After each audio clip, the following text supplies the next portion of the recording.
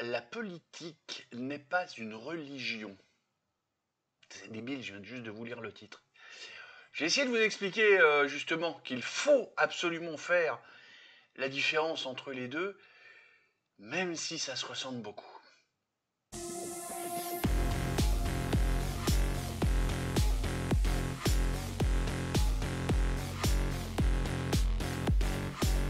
Salut mes biloutiers. Café. Ouais, bien plein, hein. Mais en fait, il me restait un petit peu, j'en ai mis par-dessus.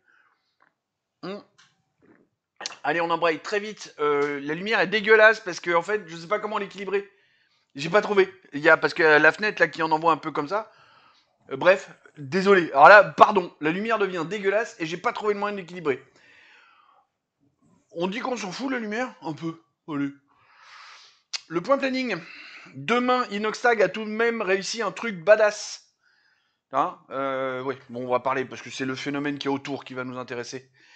Et après-demain, nous serons normalement lundi. Et en fait, j'ai décidé que le lundi, ce serait le jour du mot. Donc, on attaque avec... Est-ce que je vous laisserai pas mariner encore un petit peu? Parce que, Triskel, t'avais proposé 2 mots. Je t'ai dit que le mot dont on va parler est un de ces deux-là. Allez, je vais être méchant. Je vais vous laisser mariner encore un peu. Demain, je vous dis quel mot ce sera. C'est parti. La différence que l'on doit faire entre la religion et la politique. Go! Bon, le plus simple, c'est peut-être de commencer par une vidéo que je trouve assez explicite, qui date de la campagne sur les européennes. Vous allez voir. Magnéto, Serge.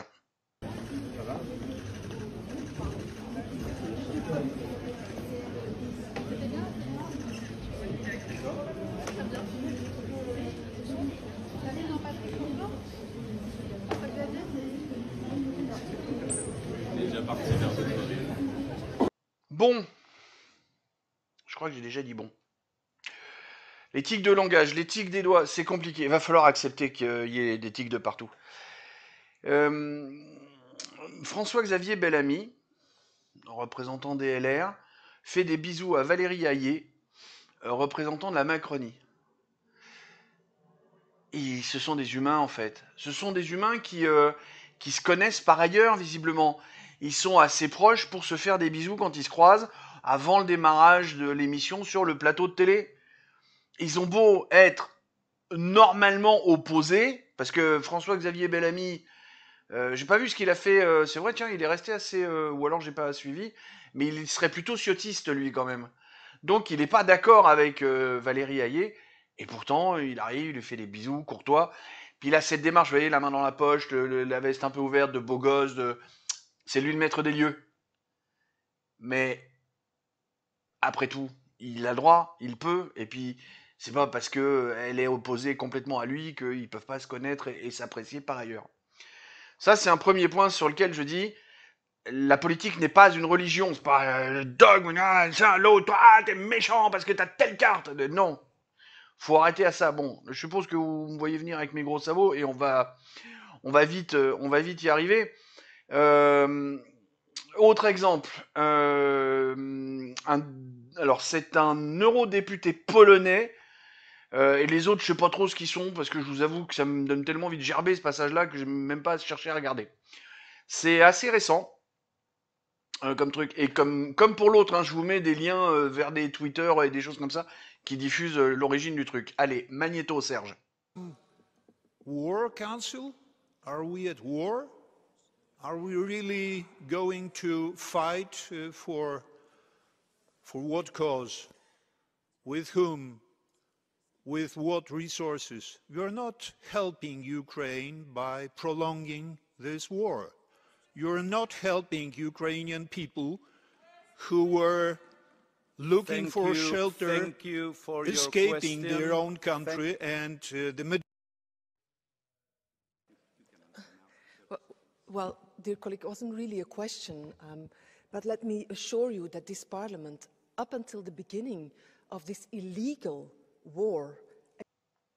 Bon, clairement, on voit que dès qu'on enfreint le dogme, dès qu'on enfreint la religion du parti au pouvoir ou des gens au pouvoir, parce que là, clairement, le gars, il a posé la question au sujet de la guerre en Ukraine, Et bon, alors j'ai coupé pour pas que ce soit trop long. Vraiment, si vous voulez le détail, allez voir. La séquence au total fait 1 minute 20. Hein. Il y a cette diarrhée verbale qu'elle lui répond. Alors d'abord, il y a le truc insupportable de l'autre qui interrompt et finit par clic. Vu qu'il a le pouvoir de couper le micro, il le fait. Mais espèce de salopard, quoi. Parce que le mec en question, on le voit pas. Enfin, si on le voit, plus ou moins, il bouffe du quinoa à 16h. Ce mec-là, tu l'attrapes, tu le secoues, il tombe. Mais non, il a le pouvoir d'appuyer sur le bouton, alors clic, je fais ça. Ça, c'est dégueulasse. Ça, c'est là qu'on rentre dans l'aspect religieux de la politique. Un aspect qui me dérange un petit peu quand même. En tout cas, que moi, j'essaie de ne pas avoir au quotidien. Et puis derrière, il y a la diarrhée verbale de la réponse de la gonzesse qui dit non, mais c'est pas une vraie question, mais c'est un machin. Mais on a décidé que la nana, elle pense que l'Union européenne est un pays avec une armée et qu'elle peut. Non, mais non, chérie, tu t'es gouré. T'as trop écouté Tata Ursula qui te fait croire ça. C'est là aussi, hein, la politique devient une religion quand on fait croire à des choses qui sont fausses. L'Union européenne n'est pas un pays, du tout. L'Union européenne n'a pas d'armée. Demain, la France dit l'Union européenne, je te paye pas les amendes ou les machins. Hein. L'Union européenne fait eh ben oui, ils ont pas d'armée, ils ont pas d'huissier, ils ont rien. Ils peuvent pas nous contraindre à faire ça. Pas l'oublier. Qu'est-ce que j'ai noté ensuite? Donc ça, c'est voilà, c'est des trucs vraiment où je trouve ça absolument ignoble. Et on va passer sur le mec dérangé, Thomas Guénolé. Je suppose que vous en avez entendu parler avec cette dernière dérive, machin. Là, on va parler d'une autre forme de pouvoir, parce que Thomas Guénolé étant LFI, il détient une autre forme de pouvoir. Macron, il a le pouvoir, d'accord, c'est lui le chef, il est en quasi-dictature. On en reparlera justement dans les jours prochains. Mais d'accord, ça c'est une expression du pouvoir. Thomas Guénolé, l'AFI, ou LFI, détient une autre forme de pouvoir, une espèce de pouvoir social, une hégémonie sociale. Parce qu'avec ces gens-là, juste dire en public que tu soutiens ou que tu votes RN, tu mets ta vie en danger. Réellement, en fonction de l'endroit où tu es, tu peux mettre ta vie en danger réellement, juste en ayant émis une opinion, un truc pour lequel tu n'es pas censé être en danger. Bon. Magnéto, Serge. Moi, je pense sincèrement que le Rassemblement national doit être interdit et qu'il n'est jamais trop tard pour bien faire. C'est prévu par le Code de sécurité intérieure, c'est l'article L212-1 du CSI, qui donne des motifs d'interdiction. Et le 6e, c'est quand vous propagez des idées qui provoquent à la discrimination et à la haine, en l'occurrence envers la population d'origine maghrébine. Vous avez vu ? Là aussi, je vous ai pas passé le truc en entier parce que vous le retrouverez avec le lien, parce que ça sert à rien d'avoir le discours complet. On a très bien compris. Alors déjà, normalement, la moitié d'entre vous connaissent déjà ce truc. Donc, je vais pas vous infliger une énième truc. Pour ceux qui le connaissent pas, vous avez compris l'essentiel avec l'extrait que je vous ai donné. Cliquez sur le lien qui est en description pour avoir la complétude. Pour français, ce mot-là, je crois, je sais pas. À voir. Et c'est là où c'est dangereux parce que ce gars-là, pour des questions de dogme, parce que là aussi, il se réfère à un article dans le code de machin, et en fait, il dit que l'article donne des idées de comment doit être, alors ça doit être puni parce qu'on aurait balancé des idées racistes, et dans sa tête, le RN a un programme raciste. Sauf quand on lui demande à quel endroit du programme du RN il y a marqué que c'est raciste, il dit blé, blé, blé, blé. Bah y a plus. Thomas Guénolé. C'est pas gentil de se moquer des noms de famille, j'avais dit que je le ferais pas. Pardon, on enlève. Ou alors... Tiens, regardez. Moi, j'ai vraiment été...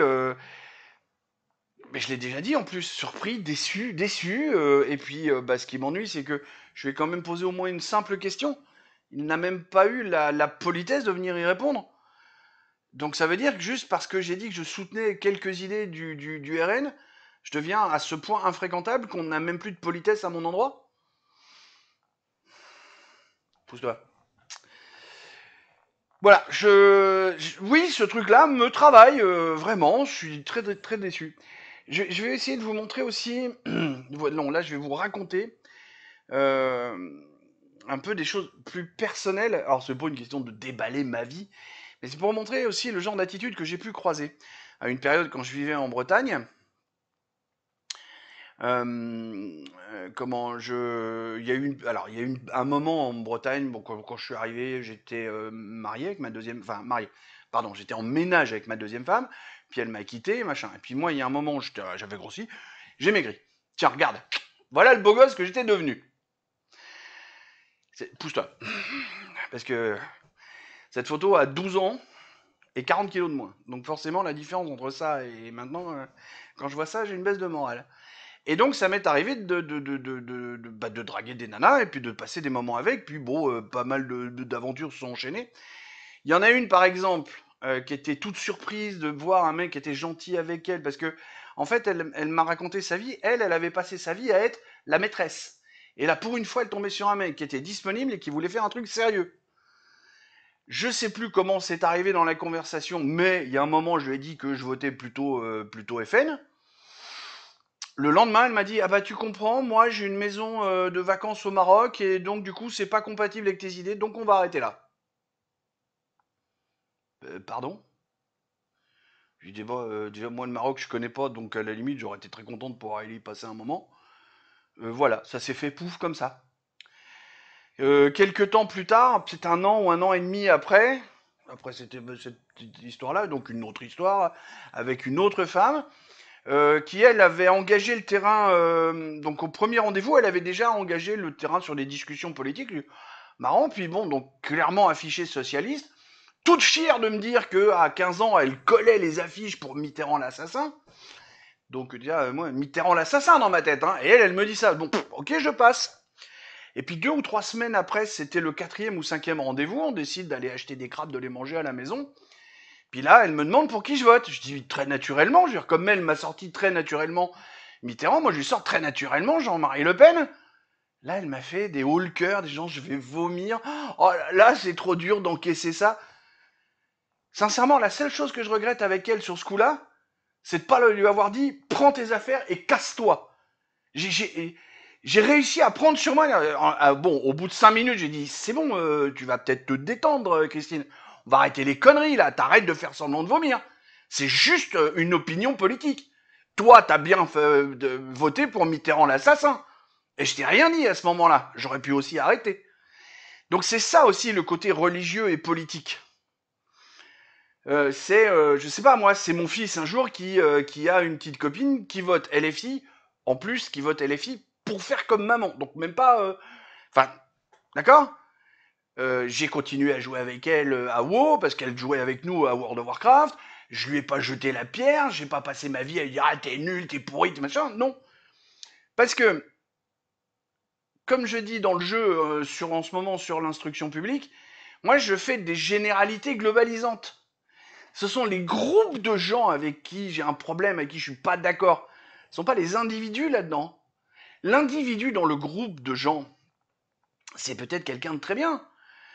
Alors, comme l'a dit Philou 50, ça va à l'encontre de mes convictions personnelles, je ne veux plus m'abonner, tu devrais arrêter tes vidéos. Bon, ok, il va peut-être un peu loin en faisant ça, et puis on a vu les réponses en dessous qui montraient un peu sa dissonance cognitive, mais moi, je veux dire, je suis parfaitement capable de discuter avec quelqu'un qui me dit qu'il vote LFI. Même si j'ai dit que je ne voulais pas, j'avais beaucoup de mal à vivre dans le même pays que les LFI. Mais c'est les LFI dans leur ensemble. Passer une soirée à discuter, alors sauf si bien entendu on passe notre temps à nous engueuler, que ça devient impossible parce que chaque sujet devient débile.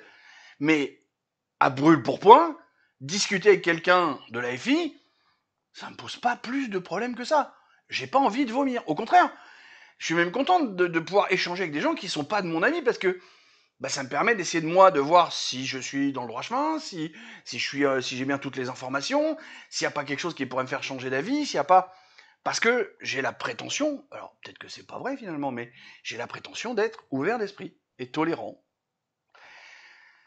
Voilà, j'espère qu'avec tout ça, j'ai réussi à vous démontrer je dirais, le danger de l'extrémisme réel, pas celui qu'on prétend, Moi-même, j'ai tendance à dire ah les filles extrême gauche, mais comme les mecs là-bas disent ah FN extrême droite. Faut qu'on arrête à se jeter des anathèmes comme ça, extrême gauche, extrême droite, extrême centre. Il y a un danger avec l'extrême, quel qu'il soit. Il y a toujours un danger avec l'extrême. Regardez, les sports extrêmes, c'est des sports dans lesquels on peut mourir juste en les pratiquant. Voilà, il y a un danger, il faut faire gaffe. Il faut garder à l'esprit qu'on fait plutôt des généralités globalisantes et que chaque individu est acceptable en tant qu'être humain, et que c'est l'idée globale qu'il faut combattre ou repousser, ou enfin en fonction. Et je suis pas en train de dire qu'il faut accepter le nazisme par ouverture d'esprit. Non, parce que ça, on est à peu près tous d'accord pour dire que c'est de la merde et qu'il faut pas. Mais il faut quand même, voilà, il faut lutter contre une idéologie globale, une pensée globale, et pas lutter contre un individu. L'individu en lui-même, c'est un être humain, et il a le droit au respect et à la politesse. Il a droit, par exemple, même quand il a juste 22 ans et qu'il est le plus jeune député, il a le droit à ce qu'on lui serre la main. Sur ses bonnes paroles, des poutous. Mais pas Philippe.